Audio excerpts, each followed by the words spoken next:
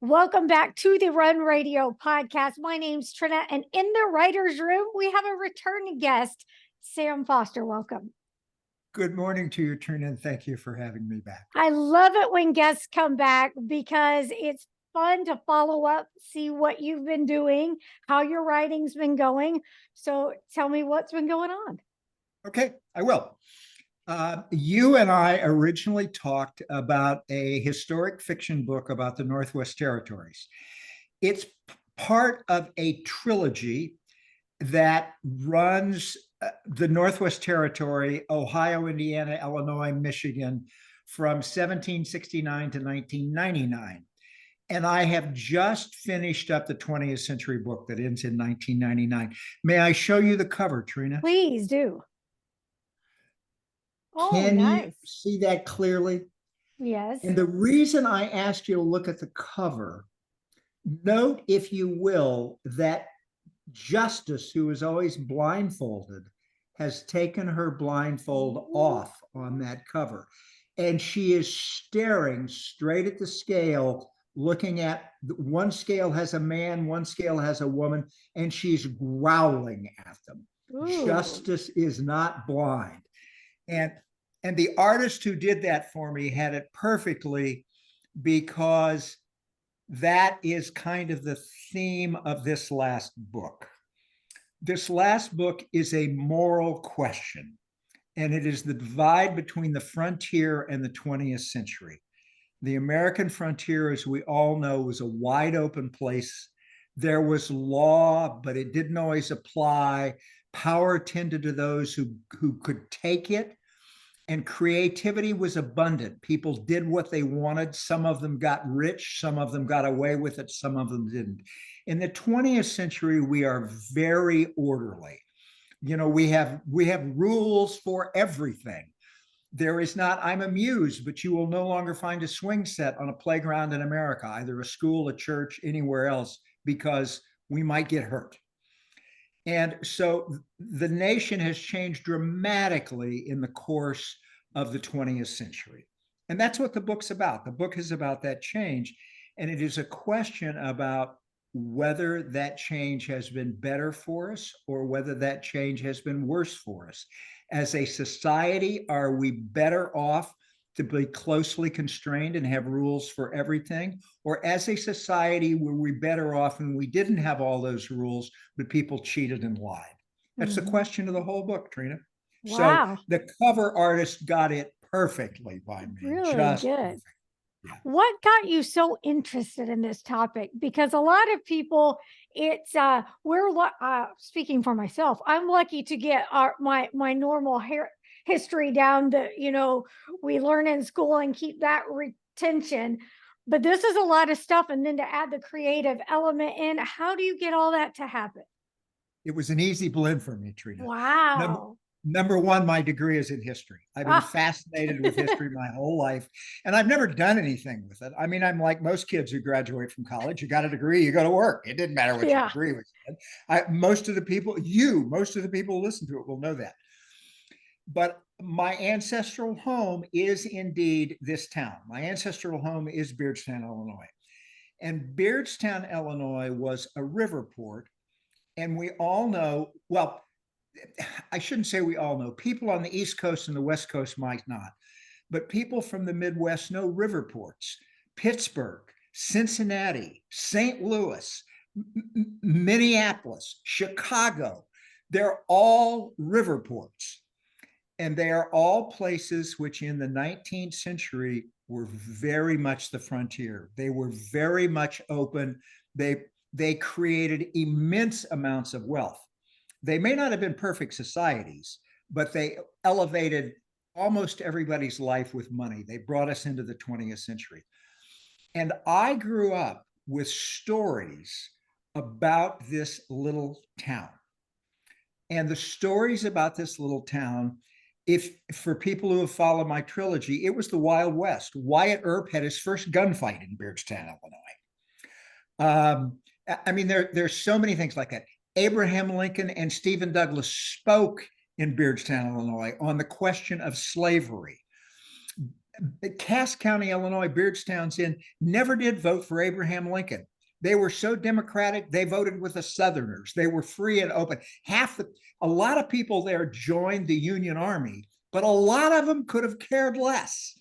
And so it was this town that was really caught in the middle, and I grew up with those stories. In the 1920s during the Prohibitionary, I'm sorry, in the 30s during the Prohibitionary, Frank Nitti, who was Al Capone's #1 killer, used to come down and hunt ducks there. I mean, it was a kind of a famous riverport place. And it has, in the 20th century, shriveled from 15,000 people to 6,000 people and gone damn near broke. Vacant lots with double wide trailers on them. So I'm a historian by education, and I'm a river rat by ancestry. So is that an easy blend? I mean, it was easy for me to come up with that. Did you ever think that you might teach with a history degree, or did you just go with it because you liked it? I get curious what drives people to their majors and their study. No, I never thought I'd teach. Really? But I did think I would like to write. Ah. And I write historic fiction, and that's mostly what I read. And Trina, the truth is, the only reason that I didn't write was, and I don't know about you, I know you're a creative person, you have created your life, but I wasn't willing to starve for art. I wasn't willing to live in a cold one-room apartment to write books. Right. So while I always scribbled, it was not until I had made money that I started to write. I think a lot of people do that. In fact, that's how I started out. My course of study was determined by where I could get a job. Like so many people, you don't always follow your heart completely as to what that is. So, but I'm happy that you kind of did some foreshadowing and were able to do some studying and know that you might do something with that in your writing later. So my Trina, this is personal, not about my art, but when I got out of the Marine Corps, I'm just old enough that every man who graduated from college the year I did had a choice for a graduation trip. You could go to Canada or you could go to Vietnam. So that was your graduation trip. And so I went into the Marine Corps, and this is the God's honest truth. I'm not making this up. When I got out of the Marine Corps, I went to an employment agency in Washington, D.C. I had been stationed in Northern Virginia, and I literally had my diploma from college in one hand and my honorable discharge from the Marine Corps in the other. And the question I asked was not, can you get me a job doing this or doing that or doing, the question I asked was, what's the most money you can get me? Oh, goodness. Yeah. I mean, I made no career choice at all, except I didn't want to be poor anymore. Yeah. And I think there are a lot of people like me who are driven. I mean, I said I didn't want to be poor anymore. We weren't poor, but I slept on the couch until my older sister went away to school. We thought that was a normal middle-class kind of life. I mean, I didn't think I was impoverished, but I knew I wanted more. And so I just went to work to make more. That was all. Yeah. But I always knew I had this wide creative streak that as a young man, I was not willing to indulge. Well, thankfully that you're able to do that now and you're sharing it with the world. Talk again a little bit about your publishing path. Has that changed any from the first book? Let's see. Yes, it has changed from my first book. Now, okay. You and I have never discussed my first two novels. Okay. But I wrote my first novel 22 years ago, and it was while I was still working. Trina, I laugh. I'm so amused by this, but I will never be Raymond Chandler. I will never be famous like Raymond Chandler. But he and I have in common that we both wrote our first two books while we were executives with downtown Los Angeles firms. Oh, okay. And my first two books I wrote at lunch hour or after work at the LA library, scribbling longhand. And I'd go to the library and find a quiet little place and write. Those first two books I found a publishing house. I could not find an editor. Um, I had an editor who explained the world to me. He broke my heart, but he explained the world. He wrote me a letter back, and that he had read my manuscript was clear, and that he liked it was clear. And I was really hopeful reading his first few paragraphs. And then he said, but understand that agents are paid as a percentage of the advance you will get from a publishing house. And the advance you will get from a publishing house for this book, my 15% of it will not pay me to take 2 people to lunch to promote your book. Oh, that's Okay, heartbreaking. I didn't like it, but I learned the world. So I started going to very small independent publishing houses. And I found one named Daniel and Daniel, which is John and Susan Daniel. And I got a call one day at work from this guy. And I'm a salesman, so I'm nice to strangers on the phone. And I didn't know who he was. And finally, I realized this was the John Daniel that I'd sent a manuscript to. And he said to me, he said, look, he said, Daniel and Daniel is my wife and I. We make our living doing self-help books and cookbooks. But we're like everybody in the publishing business. What we like are stories. And we have a little imprint called Fithian Books that prints novels. And Fithian would like to publish your book. But I must tell you before we talk further that Fithian doesn't make Daniel and Daniel a dime, and it probably won't make you any money either. Are you still interested in talking to me? But John Daniel, of course I was. John Daniel picked me up when nobody else would. Yeah. And I love him dearly for that. He published my first 2 books. John died 2 years ago of Parkinson's, and Susan simply closed the shop down. And so I had to go back on the search again. And I'm wondering if I should say this, but I will. Candor is one of my vices. But I opened my own little publishing house. I own Agave Americana Books. And it was because I had worked all those years to make a little money. So not being able to find a publisher, it was my preference, rather than going to Amazon and self-publishing, to actually open a little publishing house and subcontract out everything I do.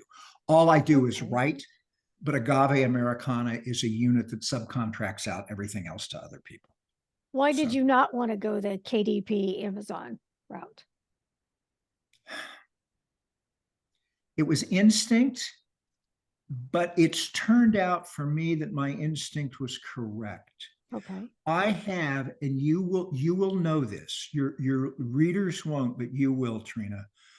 I have a 3-page single spaced sheet of every step between finished manuscript and a book that somebody can hold in their hand.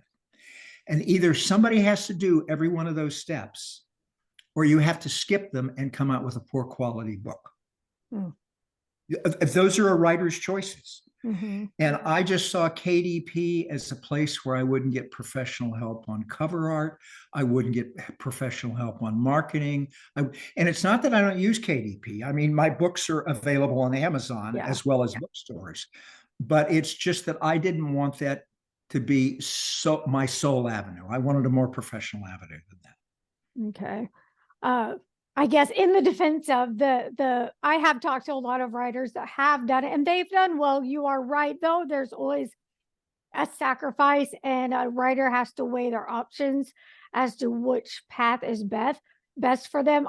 I'm happy, though, we've got more options to get stories told than ever before. I couldn't agree with you more. Yeah. And the options are out there. Yeah. And the reason I went this route, I mean, one of the reasons was that I'd been a fairly successful businessman, so it wasn't as daunting to me as it might be to some other people. I understand that. But the reason I went this route is a guy that I don't know if you've ever interviewed or known, an author named Charlie Newton. And Charlie is a writer of shoot 'em up kind of stories, but they're contemporary. Drug dealers, treasure hunters, stuff like that. And Charlie has got 11 books, some of them which have done quite well. And Charlie is a friend of a friend, and the friend said, I want to introduce you to Charlie. He knows some things you need to know. And Charlie said to me, he said, Sam, he said, the first 8 books I produced, he said, I absolutely slaved to get them out, get them up, get them there. And he said, on my 8th book, I had finally made it. He said, I had the same agent. I had finally gotten a really good agent. And he was an agent who had done the last book he had agented was the Da Vinci Code. So he was a good agent, well known. And he said, and he had gotten me a deal with a major New York publishing house.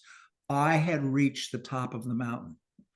And he said, and when I got there, I found out there was no there. The economics of publishing have changed so much that the major publishing houses no longer, let's see, his metaphor was this. He said that Motown nurtured Smokey Robinson for over 10 years as a songwriter before he learned to sing. He said, nobody can do that anymore, even the big publishing houses. They just push the little baby birds out of the nest, and they know most of them are going to crash on the rocks, and some of them are going to fly. And so he said, so you can do it if you want to. You can go through all that if you want to, but I'm telling you, it's not worth the effort. And I don't know if Charlie is right or if Charlie is wrong, because I've never had a major New York publishing house. I've just had a little independent. Yeah. But I took his wisdom and went his way. Yeah. And Charlie also, if I may, introduced me to somebody that I don't know that you've ever interviewed, but you would find fascinating. But there is a group in Seattle called Girl Friday Productions. Okay. And you know, Trina, these are all middle-aged women. No young woman is going to name her business Girl Friday. And they are all middle-aged women out of major publishing businesses, most of who have retired to Seattle. Oh. And they have got somebody in shop who knows every one of the steps on that 3-page document between manuscript and finished book. Mm-hmm. And they will simply contract, how much of this do you want?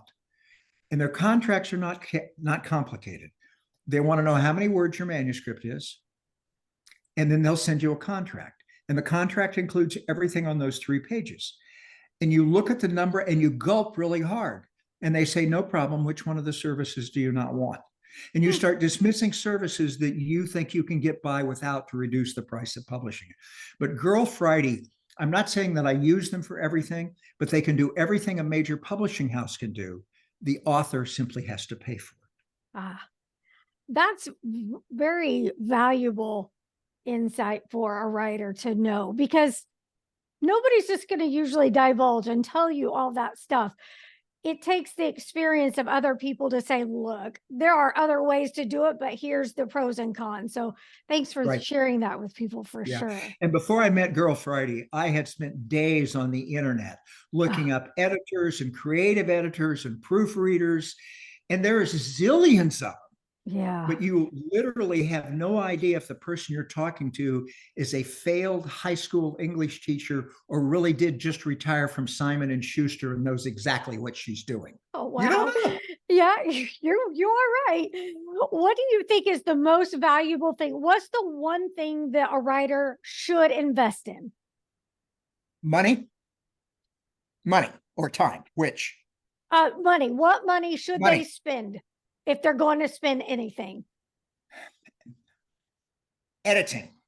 That's what I've heard. Okay. And again, you're going to know this, but many of your audience won't. There are 3 basic kinds of edit. Okay. A creative element, also called a developmental edit, which they go through and they say, you know, you haven't got enough conflict between your character's goal and obtaining the goal. You know, you haven't done a good job of describing this scene. You know, we don't know anything about your character before you throw him in the pit of peril. We don't know if we should love him or not. Those kinds of things. Mm-hmm. And then there are copy edits, which are people who must have the most boring lives in the world because they can read a 500-page book and say, do you know that on page 18, you said they were 2 years apart, and on page 312, you said they were 3 years apart? And you go, oh my God, no, I didn't know, right? And then the last one is a proofread. And of all of those, I think the important one is the developmental edit. I would not be nearly the writer I am if it were not for a guy named Dan Chrisman. I mean, Yeah. Dan Chrisman and I fight. He kills all my babies, but he makes my books better. Yeah. Yeah. Well, and some of that comes to genre and type. With what you're writing, there are a lot of facts that you've got to keep track of. So I can completely respect that you need somebody that's paying attention, because not that you're not, but when you get so involved in the plot and the story and the writing, it's worth it Amen. for sure. Amen. For sure. Do you catch yourself? I had this question with another writer, so I want your take on it. Are you good at writing without stopping to edit, or are you guilty of doing the stop down and editing as you go? The latter. Good. The latter. Okay. I simply, you know, Stephen Pressfield.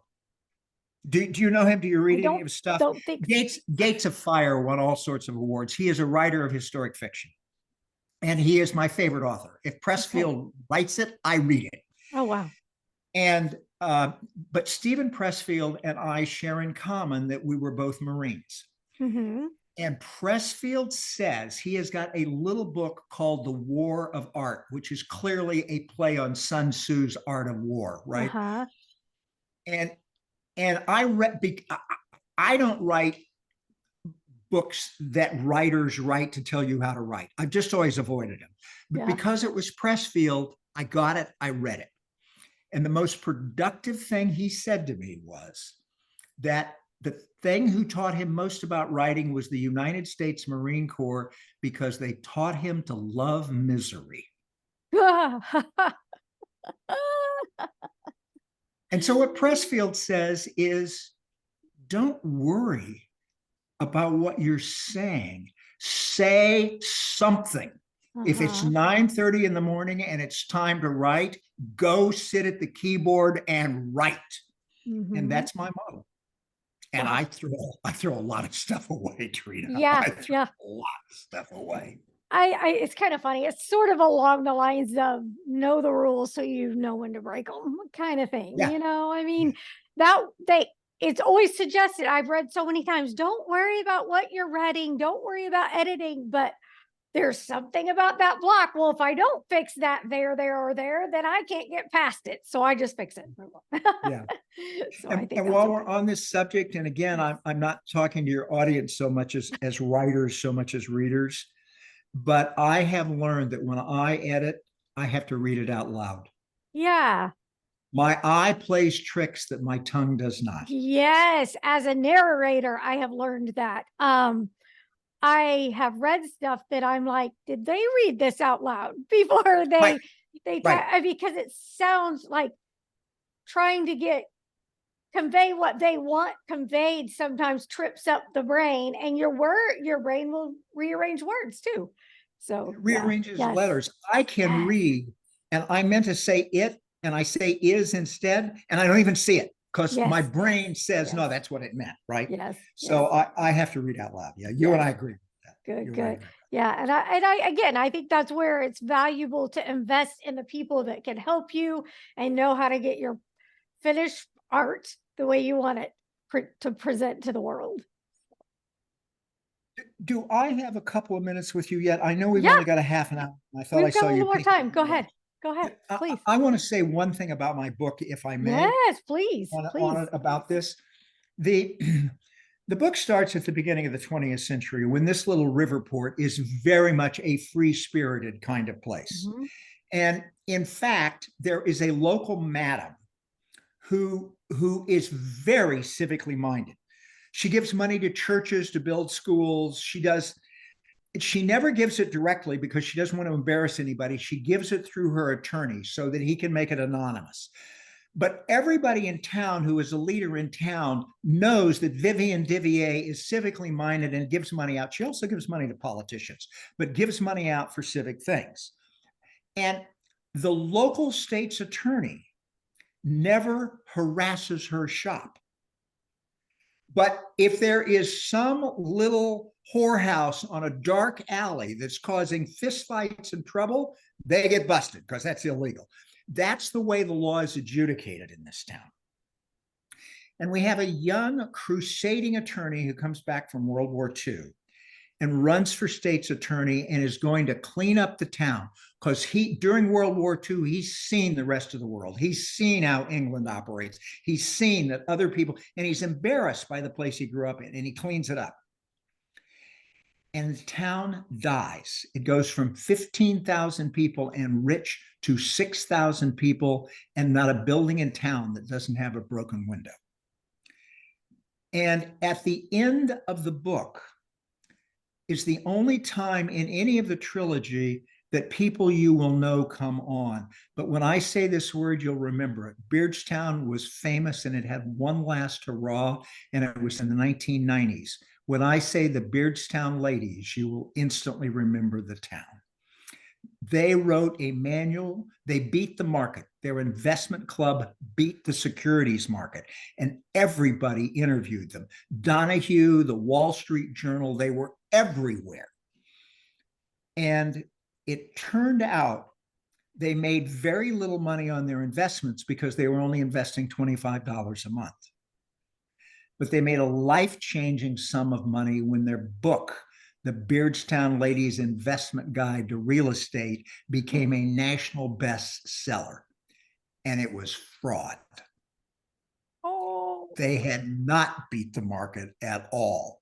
They had the old-time riverboat gamblers since. And if they made a few little technical errors when they wrote their book about how much they actually made, oh well. And so this old attorney, he is now very old and retired, who cleaned up the town, now has to ponder whether what those women did was more valuable to the town than what he did. Was cleaning up the town a good thing? Who did those women really hurt? Not one person asked for their money back. And they had open monthly meetings, and they became packed with people from all over the state who brought their copy of the book and wanted these crooks to sign it. And so the moral question becomes, what is the moral line we walk? Not just for us, that it's more, that I hope it's more important than that. It's not just the moral line for the people involved, it's what's best for society. When does being rule driven drive out all the creativity? And when does having no rules lead to chaos and corruption? Where is the line? That's what the book's about. And the reason the title is American Pied Piper, I think, let's see, where's the title? It's there at the bottom, American Pied Piper. Yeah.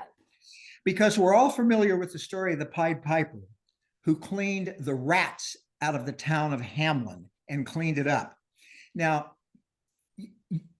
you're from Missouri, so you know that Cape Girardeau is a dying little river port. But all of those people from Natchez and Covington, Kentucky, and Cape Girardeau, and all those old 19th century ports are called river rats. And people are disdainful of them when they say it, but they say it proudly. And the reason people are disdainful is that those little river towns, all the businessmen had sharp elbows. They were not nice Christian farmers who went to church every Sunday morning and took their family. A completely different ethic. And in Pied Piper, they want their town cleaned up. And everybody knows this myth, the Pied Piper of Hamelin.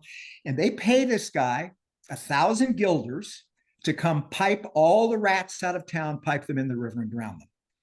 But then the town refuses to pay him. So that's not the end of the story.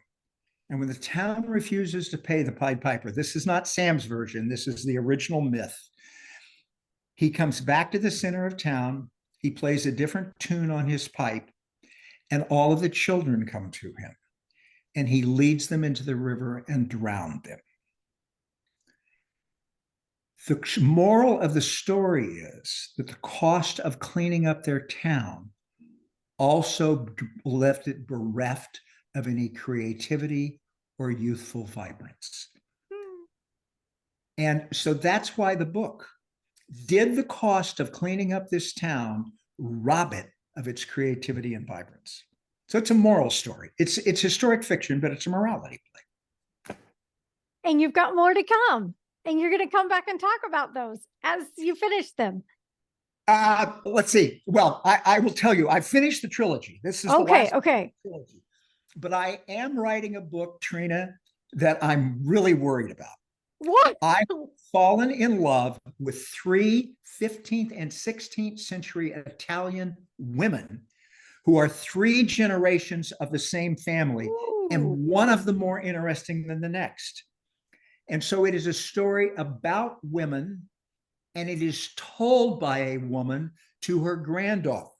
Okay. So I'm trying to write about women in a woman's voice, and I don't know if I can do it. Ooh, sounds like you're going to have to do some research. Are you going to Italy? I've been a couple of times. Oh, well, okay. To do research. I mean, a couple of times for research. Yeah. And I want to thank you and every American for paying just a little bit of that, because the IRS calls it work. And I well, good. We hope you come back. Give the shout out to your website, where to get your book, all the good stuff real quick. Okay. Shout out to all of that. Okay. Oh, goodness. All right. My website is really easy, and I'll give you that when I remember it. It's just samfosterbooks.com. samfosterbooks.com. All right. And all you have to do is go there, and you can see critical reviews as well as summaries of everything I ever wrote if you want to read it. samfosterbooks.com. Love it. I hope you'll come back, and we'll talk to you then. Thanks for having me, Trina. Okay. Thank Bye-bye. you. Bye.